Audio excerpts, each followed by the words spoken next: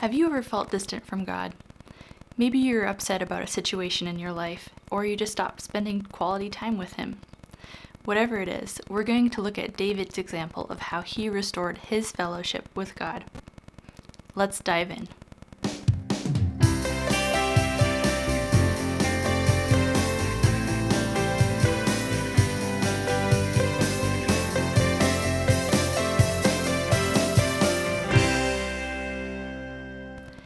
Turn in your Bibles with me to Psalm 51.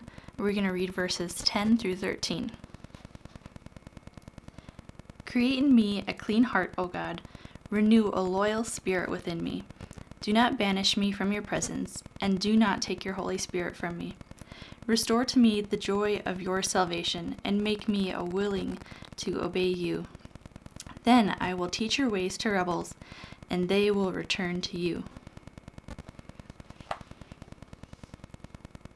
This scripture was written by David after he sinned with Bathsheba.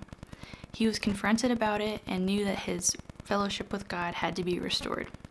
If you think about fellowship and relationship, they're two different things. If you were to get in an argument with your parents and said some hurtful things, that fellowship would be broken. You might not speak to each other, you might be mad, you might be hurt.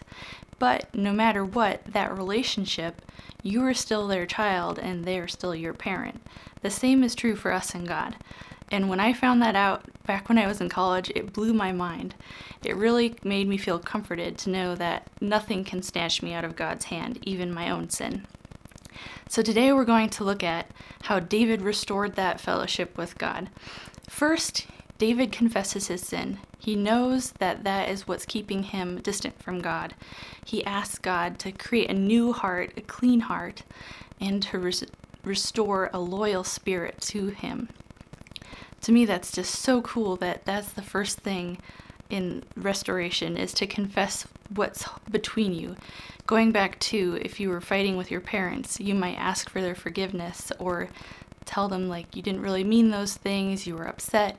It's the same with God. Whatever's in your life that might be between you and God, confess that and get it out of the way. God's going to forgive you. He's faithful and just.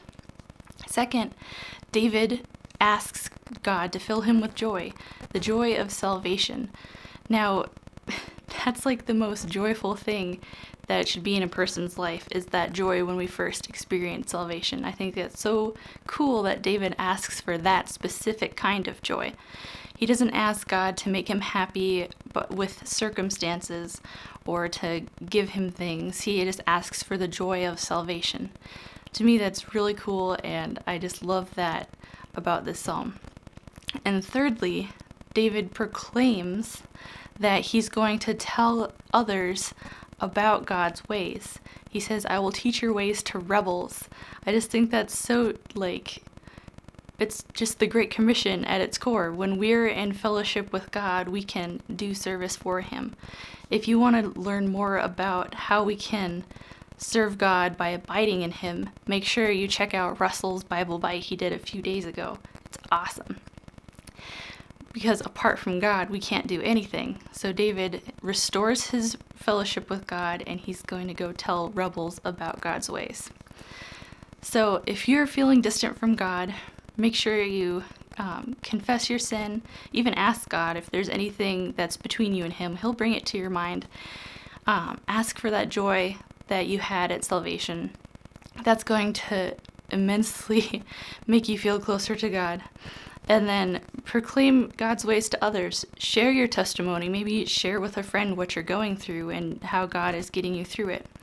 What also helps me when I'm going through a rough spot with God is to look back and remember all the good that He's done in past tough situations.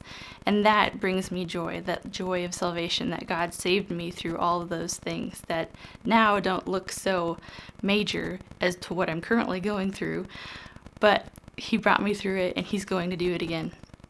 If you like this content, click the like button, subscribe, and then ring the bell if you want to get notified when we have new videos come out. I'll see you next time.